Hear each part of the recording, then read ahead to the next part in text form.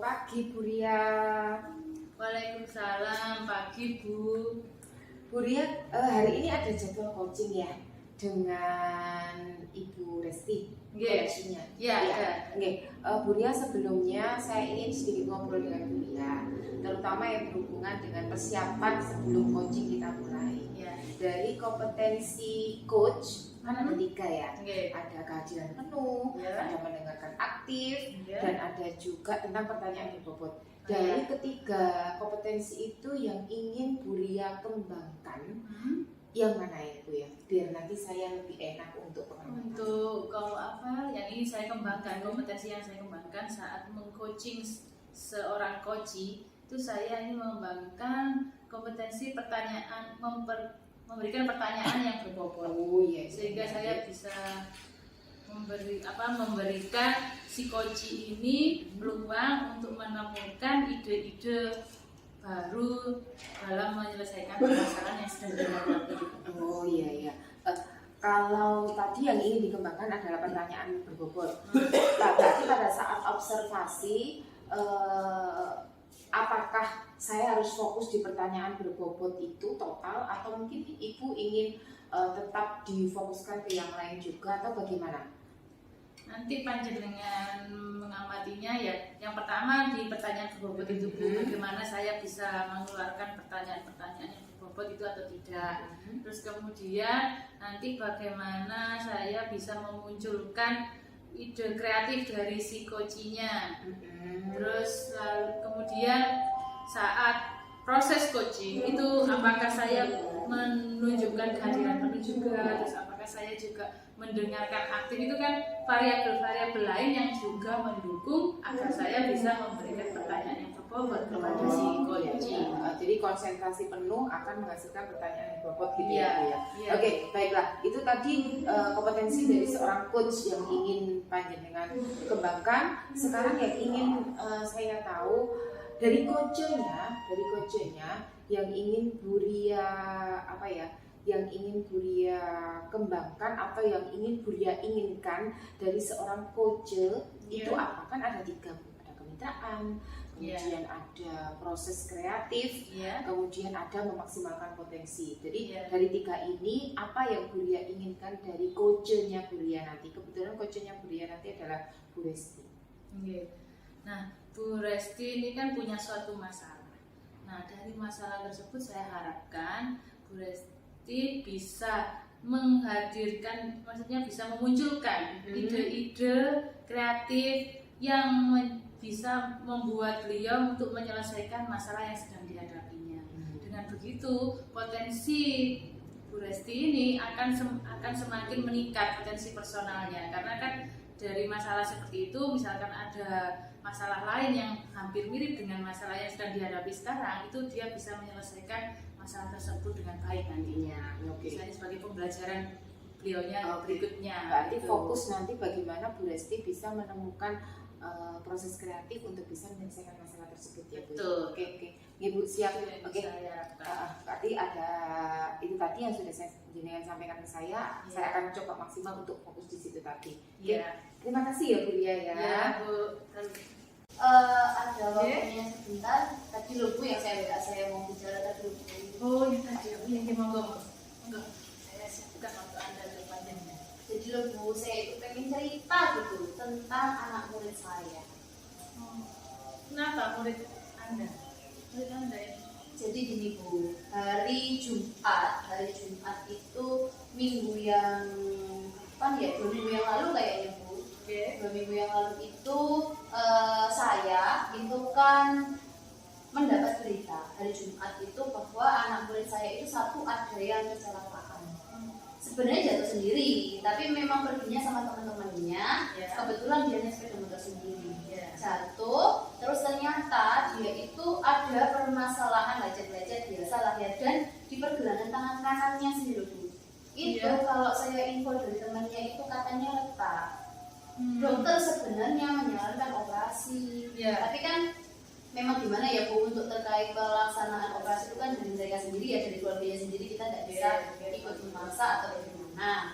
Kita cuma yang menyarankan saja. Akhirnya saya pada Jumat siangnya dapat kabar, kebetulan masih ada kegiatan di sekolah, baru selesai maghrib saya ke sana dan ditemani juga oleh yang guru.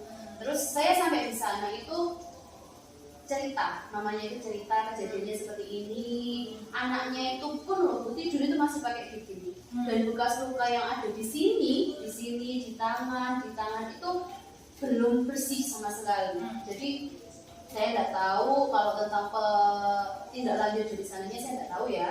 Yang jelas posisinya itu memang benar-benar terlihat seperti luka baru. Terus mamanya cerita kronologisnya seperti ini, lalu Bu, apakah benar hari Senin itu ada acara ke Surabaya dari sekolah?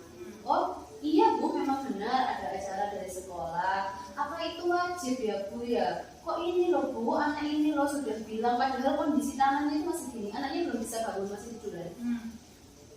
Kok bisa dia ini bilang mau berangkat ke Surabaya Senin, apa wajib? Ya saya kaget kan Bu, acaranya itu loh Bu, DBL yang anak-anak basket itu loh. Mereka itu senang gitu loh, senang mau mendukung teman-temannya. Nah padahal kan tidak ada kewajiban sama sekali kan dari sekolah. Terus ternyata dia sudah daftar, tetap keke, mau berangkat Senin berangkat ke Surabaya. Loh mamanya loh, ya gak usah lah kondisi tanganmu kayak seperti itu gitu loh. Jadi tidak memungkinkan sekali dia untuk berangkat. Dari situ akhirnya saya kan juga memahami, oh berarti anak ini Senin tidak masuk. Jadi mamanya pun juga gitu, biar istirahat dulu pun nanti saya kirim suratnya. Oh iya tidak apa-apa. Lalu pada hari Senin setelah upacara itu saya waktu itu sama siapa saya lupa, di pos satpam ada anak kelas saya yang kebetulan itu MIPA 1 juga. Lo mau ambil suratnya ini Tana? Lo enggak Bu, saya ambil suratnya Tito yang kemarin sudah WA saya, suratnya dititipkan di pos. Loh, nah terus ini enggak masuk. Loh masuk Bu, kenapa bikin surat? Lalu anaknya itu Ibu sudah berdiri di depan bis mau berangkat. Jadi posisinya dia ini ditutupi jaket Bu. Ditutupi jaket. Saya lagi aduh. Akhirnya saya cari kan anaknya. Ibu di sana, sudah di sana. Saya mencoba mencari dia, saya ketemu sama anaknya. Loh, kok kamu masuk? Iya Bu, saya mau ke Surabaya ikut BBM. Loh, Tana, kamu sudah berangkat atas sepengetahuan mamamu? Sudah. Kamu sudah berangkat atas izin mamamu? Saya sama mama sudah ada perjanjian Bu, pokoknya saya berangkat. Kok iso? Kok bisa antara ibu dan anak perjanjian gitu? Dari mana? Mungkin karena saya akhirnya kayak merasa tidak percaya gitu ya Bu ya. Kok saya ragu? Saya coba telepon mamanya, berkali-kali tidak nyambung. Akhirnya diangkat. Saya jelaskan, Bu, saya wali kelasnya yang kemarin sempat menghubungi Ibu.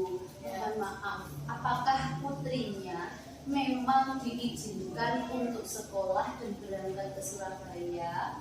Jadinya beliau gini ya Bu, saya ceritakan. Jadi ibunya cerita Bu, kalau sebenarnya paginya itu mamanya itu nggak tahu kalau si anak ini sudah ganti baju, siap-siap mau sekolah karena tahunya pintu kamarnya ditutup. Anak ini masih punya adik SD, jadi mungkin kalau kita sendiri lagi ya, kita sendiri kan kalau pagi itu repot, entah yang diurusi apa itu pasti ada. Nah mamanya ini mungkin lebih prefer ke adiknya, karena adiknya masih SD, sedangkan dipikir si anak ini sudah SMA dan tidak masuk sekolah. Jadi mungkin tidak ngecek kamarnya atau gimana. Mamanya itu tahunya, saya itu ya Bu, tahunya itu dari temannya yang pada saat itu datang jemput. Kebetulan kok anak yang jemput ini teman satu kelasnya juga, saya merasa dia punya tanggung jawab. Akhirnya dia jadi dia jadi kayak tidak mau berangkat kalau belum bercerita ke mamanya atau minta izin ke mamanya. Jadi anak ini nemui dulu mamanya, Tante, apa benar sudah diizinkan untuk berangkat ke sekolah? Baru dari situ mamanya itu tahu kalau si anak ini tidak diboleh mama.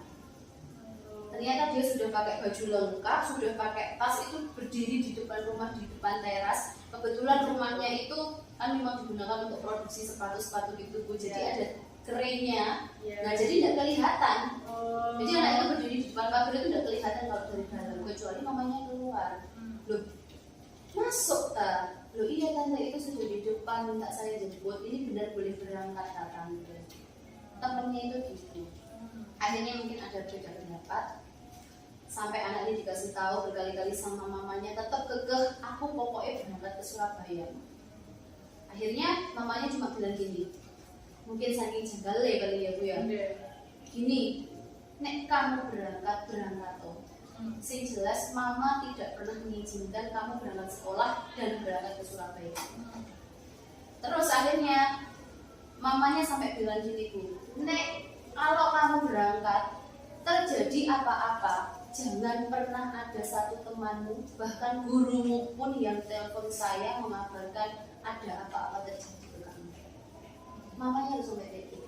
Coba mungkin kalau kita mikir ya Bu, harusnya mungkin responnya kita itu kan, oh berarti mama lo nggak setuju dan nggak ada rezeki sama sekali.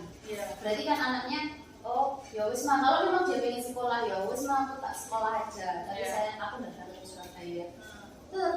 Iya mah, nggak apa-apa, aku tetap berangkat ke Surabaya. Jadi kekeh di situ itu temannya tetap, ayo wis berangkat. Akhirnya sampai di sekolah. Jadi di situ saya itu coba tanya ke anaknya lagi, perjanjian apa sih kamu maksud? Saya sudah telepon mamamu.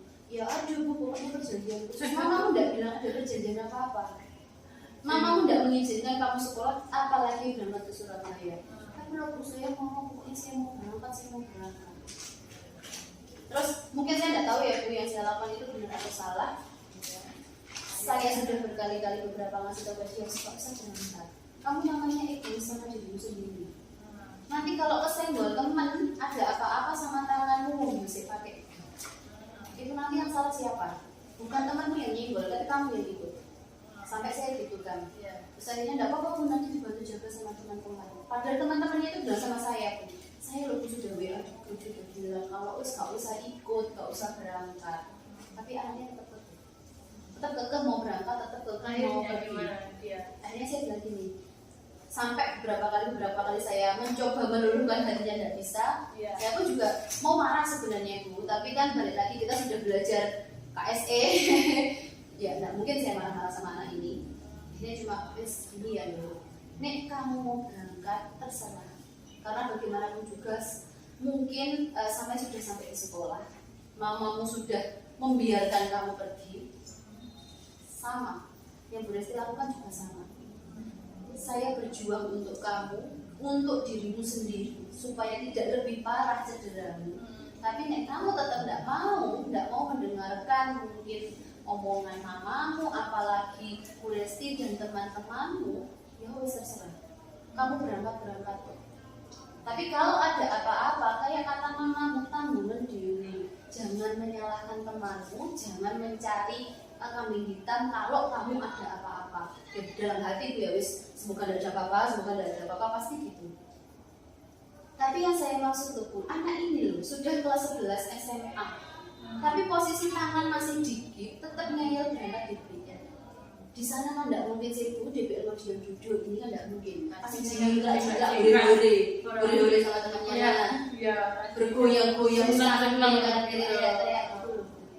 Yang saya pikirkan itu kok dia sudah sedewasa ini tapi belum bisa mengontrol emosinya sendiri, mengelola dirinya sendiri. Jadi saya itu kayak ya Allah, mau dimarahin ya mungkin. Saat tahu kondisi tersebut, bagaimana perasaan penjenengan waktu itu? Apa yang tercerahkan di hatinya? Kalau pertama mangkel Bu, jujur mangkel dan jengkel.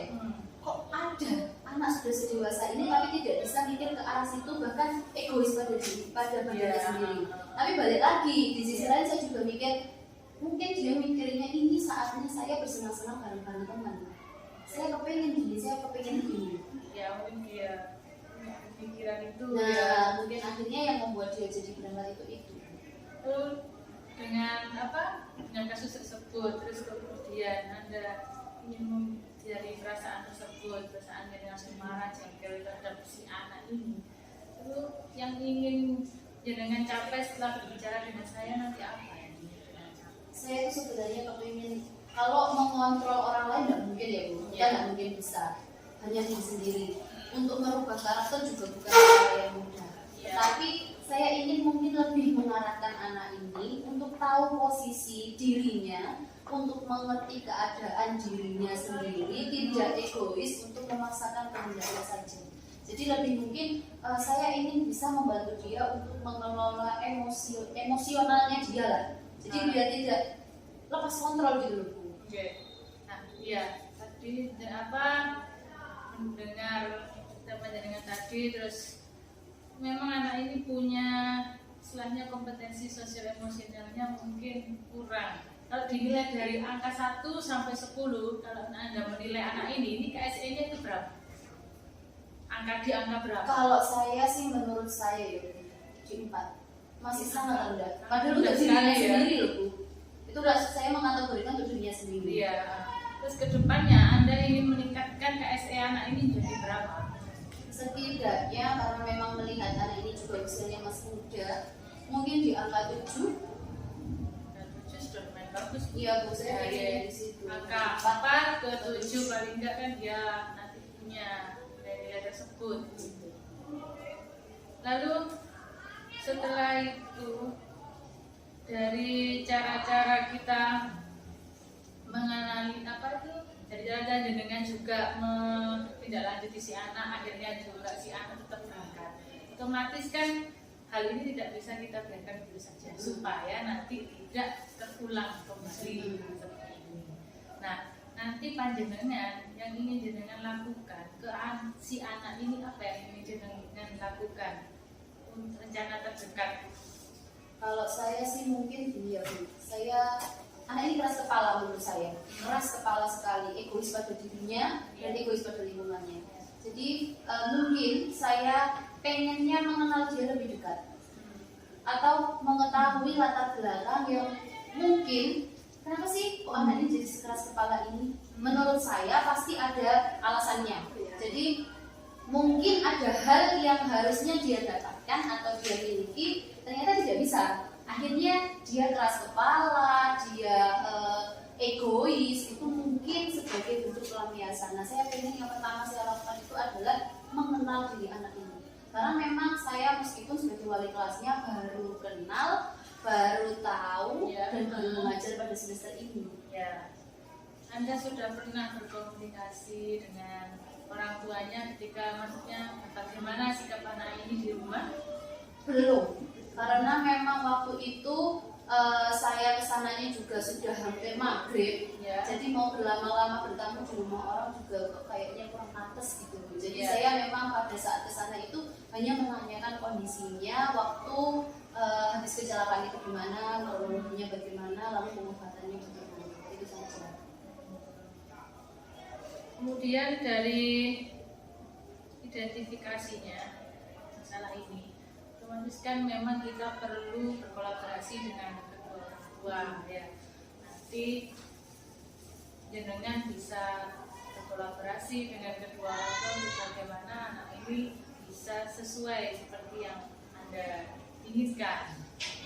Seperti misalkan kompetensi sosial emosionalnya nanti gimana yang ingin Anda capai kepada si anak ini. Lalu apa? Ya, yang ingin saya tanyakan di sini juga nanti ke depannya itu Anda ketika melihat anak ini supaya anak ini itu nanti bisa menjadi lebih baik dari sebelumnya, itu apa rencana terdekat Anda, rencana yang ingin dilakukan secepatnya agar bisa terselesaikan?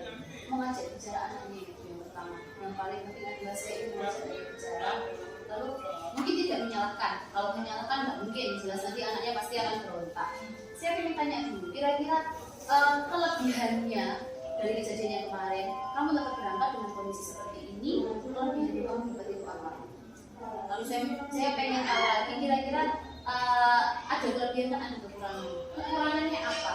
Apakah dia bisa mendefinisikan sendiri atau tidak? Lalu kira-kira manfaatnya lebih atau hal yang berpengaruh ke dia itu lebih banyak kelebihannya atau kekurangannya? Saya pengen Kalau saya menyarankan, saya menghukum itu kayaknya hanya akan membuat dia berontak. Jadi mungkin saya pengen dia itu sadar dengan sendirinya gitu. Kalau ternyata saya ini salah ya, saya harusnya seperti ini ya. Jadi bukan dia menjadi seperti yang saya inginkan, tapi memang saya punya harapan. Dia menjadi orang yang bisa menghargai dirinya sendiri. Intinya itu yang saya inginkan. Supaya dia juga mengerti apa yang dia butuhkan dan tidak, istilahnya itu seperti itu ya. Kemudian kan butuh waktu loh untuk menyadarkan seseorang, apalagi seorang anak remaja di usia belasan tahun. Otomatis dia membutuhkan istilah emosinya itu selalu bergejolak lah untuk apa itu istilahnya mengidentifikasi dirinya sendiri itu bagaimana, dia harus bersikap bagaimana. Nanti bagaimana target panjenengan untuk bisa membuat anak ini istilahnya bisa lebih baik itu berapa waktu lama, waktu yang dibutuhkan? Sekali lagi kalau karakter kayaknya tidak bisa dirubah ya Bu, kalau bukan karena keinginannya dia sendiri. Jadi mungkin saya sedikit membutuhkan waktu yang lama untuk melihat hasilnya. Paling tidak harapan saya sebelum nanti dia masuk semester genap itu dia sudah mulai berubah, baik dari segi pikirnya untuk mengetahui dan lebih memilah lagi kira-kira ini perlu tidak ya saya lakukan, ini tidak perlu lah ya saya lakukan, untuk dia setidaknya bisa menghargai dirinya sendiri, tahu yang mungkin boleh dan mungkin tidak dilakukan untuk anak seusianya dia. Itu menurut saya. Gimana perasaannya Bu Resti kalau bercerita dengan saya? Gimana perasaannya dengan setelah cerita sama saya dengan tentang si anak ini, terus kedepannya ini membuat anak ini menjadi lebih baik lagi dengan cara-cara yang sudah dengan sebutkan tadi, yang dengan cara-cara yang telah mungkin awalnya nggak muncul ide tersebut, terus kemudian akhirnya muncul ide tersebut agar bisa membuat si anak ini menjadi lebih baik lagi. Yang pertama ya pasti lega ya Bu. Jadi kan saya nggak jengkel sendiri. Jadi jengkelnya itu bisa lebih berkurang lah karena mungkin saya sudah membagi cerita. Ya. Terus saya jadi semakin tahu bahwa mungkin saya awalnya tidak terpikir ke arah sana. Setelah punya teman ngobrol, setelah dibantu, setelah dicoba dibukakan mungkin pandangan-pandangannya, akhirnya saya jadi tahu. Jadi saya mungkin gini, mungkin anak ini melakukan hal ini, mungkin anak ini begini karena tidak ada yang membantu mengarahkan dia, karena dia tidak terbuka bercerita kepada orang lain. Jadi kayaknya ini bisa saya lakukan untuk kedepannya bersama anak ini. Alhamdulillah jika panjenengan sudah merasa lega, dan semoga kedepannya nanti kalau panjenengan menemukan masalah seperti ini, insya Allah bisalah menemukan solusi. Terima kasih ya Bu Ria ya. Terima kasih, sama-sama Ibu.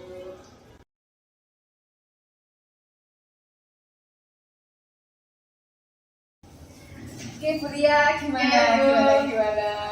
Tadi Alhamdulillah sudah selesai proses coaching ini tadi bersama Bu Resti Bu. Ini tadi saya mengamatinya benar-benar terpesona ya kita ya sama ceritanya Bu Resti. Benar-benar memang didalami kelihatannya sama beliau. Istimewa Bu Resti itu sepertinya. Iya, kita juga namanya ya Allah, anak perempuan zaman sekarang. Oke, ada beberapa yang ingin saya komunikasikan lagi dengan Bu Ria terkait hasil coachingnya Bu Ria dengan Bu Resti sebagai coach.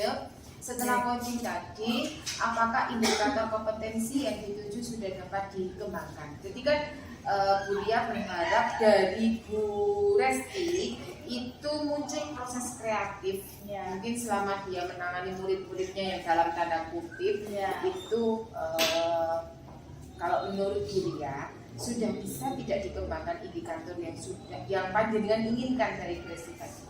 Menurut Bu Ria bagaimana?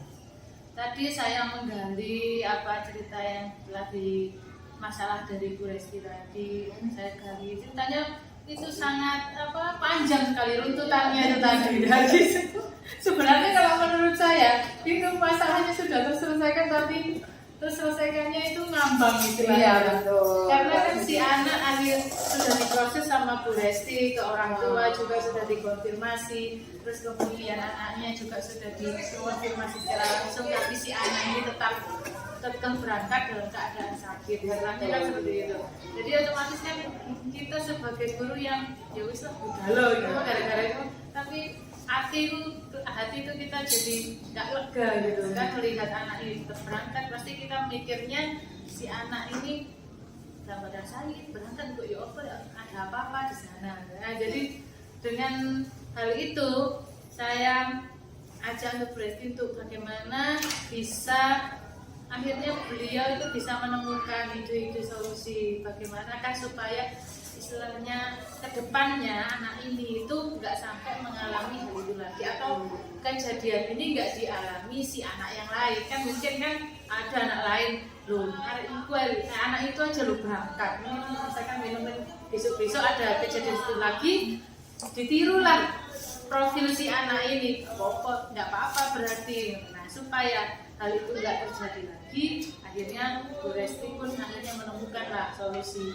mendekati si anak agar dia bisa kembali menjadi anak yang lebih baik lagi, kompetensinya sosial emosionalnya itu menjadi meningkat. Iya ya, tadi juga saya dengar sendiri Bu Resti menyimpulkan beberapa solusi kreatif lah ya, mulai dari pendekatan, komunikasi dan lain sebagainya. Oke, baiklah Bu Lia, saya ingin menyampaikan beberapa catatan saya selama tadi, jadi mungkin ini bisa menjadi masukan buat Bu Lia nih. Yang pertama tadi kan awalnya Bu Lia itu ingin mengembangkan dan saya harus berfokus pada mengajukan pertanyaan.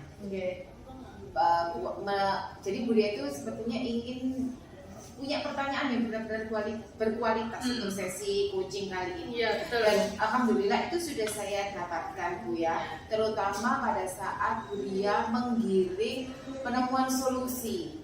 Kemudian juga saat Bu Lia memantapkan tanggung jawab yang harus dimiliki oleh coach untuk bisa melaksanakan solusi yang sudah dia putuskan sendiri. Itu sudah sangat tampak sekali.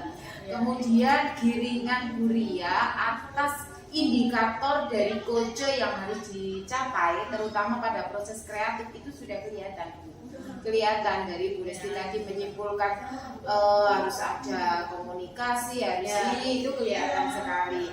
Kemudian saya juga tadi melihat kehadiran penuh. Jadi kelihatan kehadiran penuhnya itu terlihat begitu larut dalam cerita dari Bu Resti gitu. Jadi Bu Lia membiarkan Bu Resti bercerita dengan segala